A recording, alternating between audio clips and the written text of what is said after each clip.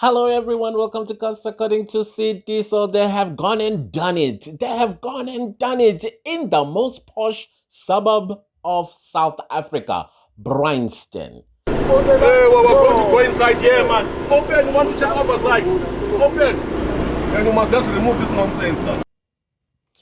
Yeah, literally, what is the hygiene?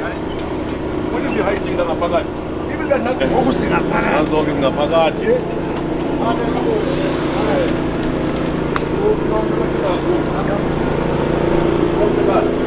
Why you did not want to open? No.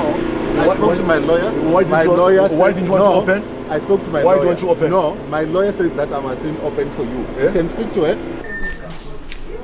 Found Wendy houses, about 40 of them, and they there's an illegal connection of electricity and also illegal connection of water, and there's a Buromaka plan of a sewage. They've used the pool to be sort of a sewage, some collection place and like that. Unbelievable.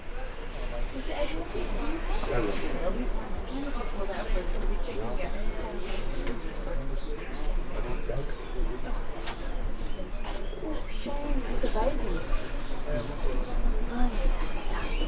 They are renting 1,000 every month. Per unit, Yeah, each. 2,000 per month. Yeah.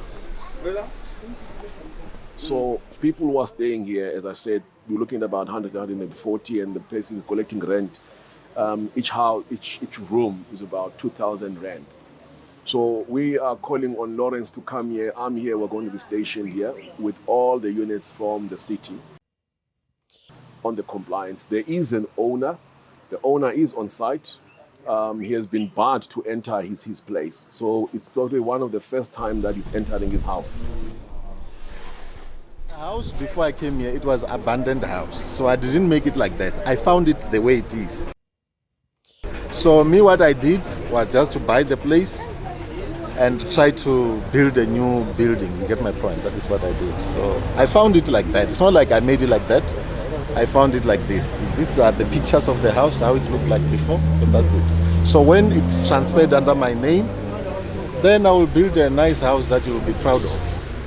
So allegedly, this is a hijacked mansion in Brynston. Yeah, the Brynston. Yeah, where your millionaires and multi-millionaires are found of Johannesburg. So allegedly, this mansion, inside of it, guess what it's doing? Oh, it's renting out spaces, it's renting out, you name it. There are about 70 something people that are paying rent, and the so-called landlord, who is the hijacker of the mansion, allegedly collects about 164,000 rand a month. I mean, hello. It's Brynston. Whether you build an umkuku inside of that mansion or what, you are going to pay for the name of the area called Brynston. Even umkuku was a Brynston is expensive, y'all.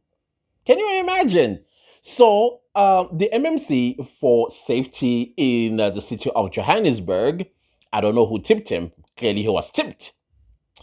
Decided to go Hollywood style because he took the media with him to this Brynston mansion where when they got there, the palace doors were closed because the Trojan horse couldn't come in. So they stood there for a while until some guy, I don't know if he is the landlord, which I think he is, came out to say, "What's up?"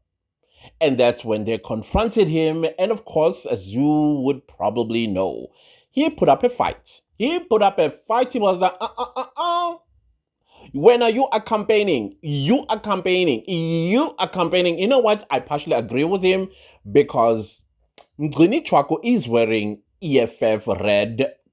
I know they wear red in parliament as well. But I feel like when they're in the public area doing public work, they should put aside their political party colors away. So I'm not blaming this guy for actually saying that he is campaigning. But okay, be that as it may, at the end of the day, you are occupying a house that does not belong to you. And two, you are renting out spaces inside the premises of this mansion, and you are making 164,000 rand a month illegally from a building or a mansion that belongs to somebody else. I'm thinking maybe the owner of the house eventually called the police or something like that. But again, guys, we must never ever run away from these facts. This is a fact, guys. This is a fact. You and I, on October 21st, 2021, I still remember this day like it was yesterday, because we were just coming out of that horrible thing, Kororo.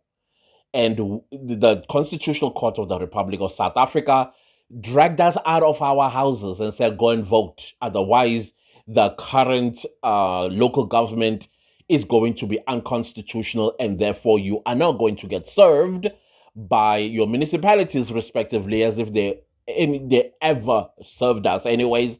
So, of course, some of us dragged ourselves, some of us recovering from Kororo, stood in long queues, and people were going, and you're like, oh, please, I don't want to be here. I don't want to be here. But we stood, we voted, and after voting, what did they do? What did they do? I'll tell you what they did in the city of Johannesburg. They were busy changing each other like them underwears, instead of servicing the people of Johannesburg. So you're telling me that a hijacker, because they've been hijacking buildings, so they were thinking, since these ones are on each other's throats, let me go find a mansion somewhere in Brynston. And I don't think it's just Brynston, probably Sandton and all the other suburbs of South Africa. You will find them in there too. Probably the very same guy, because he's figured it out how to penetrate a mansion and then turns it into a rental, like renting out those rooms of the people. But South Africa, you are a movie. You are unreal. South Africa is unreal, guys. South Africa is so unreal. But hey, let's continue with this comedy, because it is a comedy to me. And so, okay, he found a very nice one. I mean, if you look at the walls, they are like the walls of Buckingham Palace or something. Even Buckingham Palace, they have those fences that you can actually see into the yard of Buckingham Palace. I'm trying to think which palace maybe. Anyways, if you know any with a wall as high as that one, please put it in the comment section. So that's what has happened, fellow South Africans. This is what happens when your representatives are asleep. If they're not asleep, they are too corrupt to be servicing you. If they're not too corrupt, they are on each other's throats. Because being a mayor or a speaker of the house, it is more important than serving you and me. Now, the question is, how many township houses that are actually hijacked? How many?